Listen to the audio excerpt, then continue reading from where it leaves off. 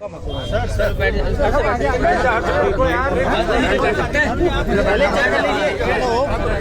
Sir audio आ रहा है क्या? है सर यार थोड़ा पीछे हो जाओ, थोड़ा सा हो जाओ, थोड़ा पीछे हो जाओ।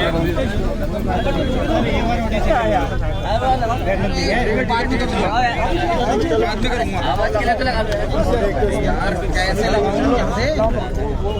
यार सर आज मौली आज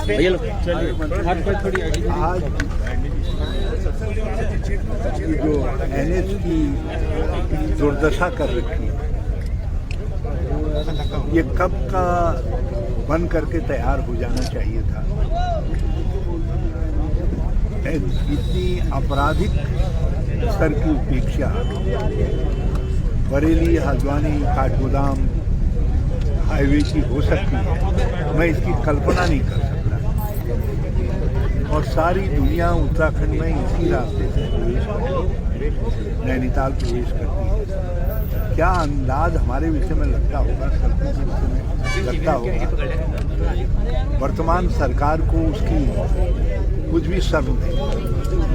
ये वर्तमान सरकार की अकर्मण्यता,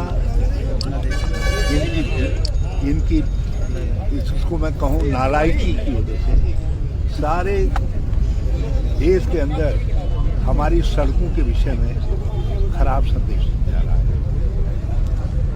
और आज वस्तुतः स्थिति ऐसी आ गई है, मैं जहाँ कहीं जा रहा हूँ गड्ढे गड्ढे। सितारगंज में मुझको अभी मैसेज आया है कि आधा घंटा और बांध करके चलिए, कितने गड्ढे हैं सितारगंज वाले। सब जगह यही पोजीशन है। तो मैं जब पिछली बार इधर आया था तो उस दिन हमने कहा था, उसको समझ दिया था कि अब इतने दिन में इसको ठीक कर दिया। इतने दिन में तो ठीक नहीं किया। जब हमने यहाँ पर मौन व्रत 1 घंटे का रखने का फैसला किया, तो अब रातों रात जो है जहाँ पर मौन व्रत रखना है वहाँ पर हाईवे को ठीक किया।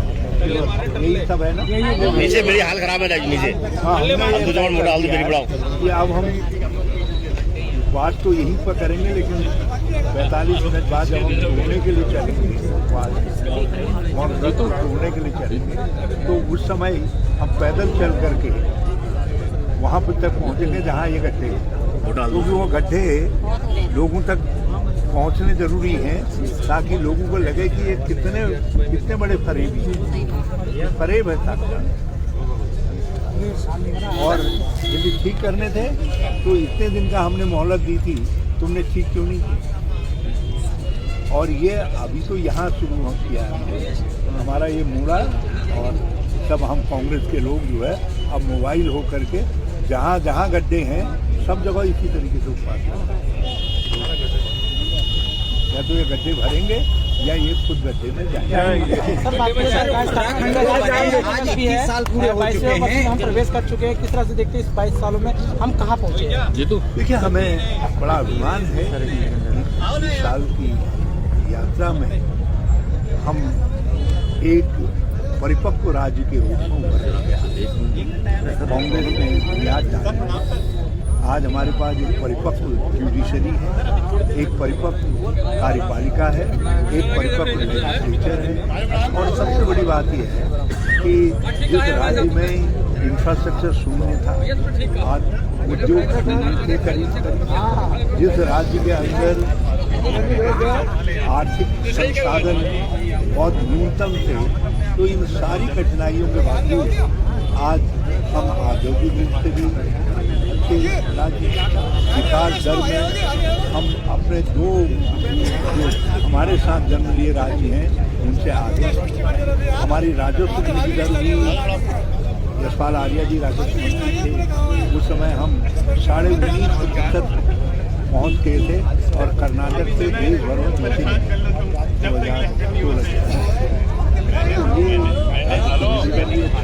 पर कैपिटा इनकम में हम राष्ट्रीय औसत से आगे खड़े और दूसरे अपने समवर्ती राज्यों से भी हम आगे खड़े। इसी तरीके से शिक्षा के क्षेत्र में भी हमने बहुत तरक्की की, बहुत आगे बढ़े। यहाँ की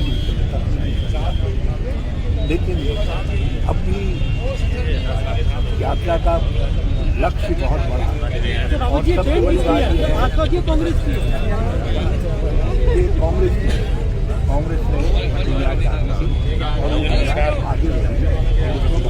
मैं बैठने की स्थिति में नहीं हूँ इसलिए खड़ा हूँ। लेकिन कांग्रेस ने बुनियाद डाली और एक मजबूत बुनियाद डाली और एक मजबूत राज्य बनने की दिशा में हम आगे बढ़े। मगर हमारा लक्ष्य वो अंतिम छोर पर बैठा हुआ गरीब व्यक्ति है जिसको लक्ष्य बना करके उत्तराखंड राज्य का निर्माण हुआ। आज भी वो व्यक्ति विकास की राह में प्रतीक्षा कर रहा है कि विकास के साथ मैं भी आगे बढ़ूँ, मेरी भी तरक्की, मेरी आवश्यकताएं भी पूरी हों, मुझे भी बुनियादी तरीके से बुनियादी सुविधाएं हासिल हों। तो हमको उस दिशा में राज्य को लेकर के जाना है और कांग्रेस दल उसी राज्य के निर्माण के लिए उस दिशा में बढ़ने के लिए संकल्पित है और अगले 5 सालों का हम एजेंडा जल्दी जारी करेंगे। तो उस एजेंडे में आप देखेंगे कि उसके लिए हम स्पष्ट एक रूपरेखा बना करके बढ़ेंगे। ठीक है सर, जिस तरीके से अभी आपने कहा कि हमारा प्रदेश जो है वो हर मामले में आगे है, तो क्या इस बीजेपी शासन में भी आप कार्य से संतुष्ट हैं? करना चाहिए था, नहीं हुआ। नहीं, आप अपने अभी कहा पर कैपिटा इनकम हमारी अन्य राज्यों से ज़्यादा है, इसका मतलब राज्य सरकार अच्छा काम कर रही है। आपके तर्क का ठीक जवाब।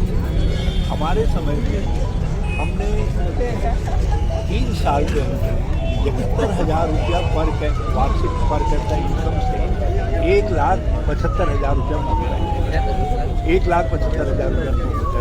इसका मतलब है कि हमने करीब 100% से ज़्यादा की है। आज 5 साल भाजपा को हो गए, 1,75,000 से पर कैपिटा इनकम केवल 1,93,000 तो गति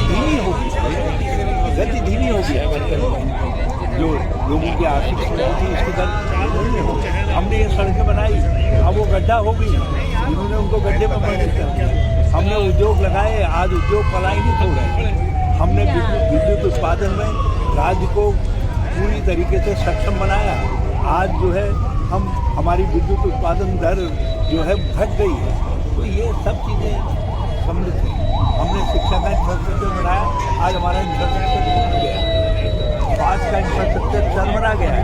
तो ये भाजपा की देन है कि जितना हमने बनाया वो टूट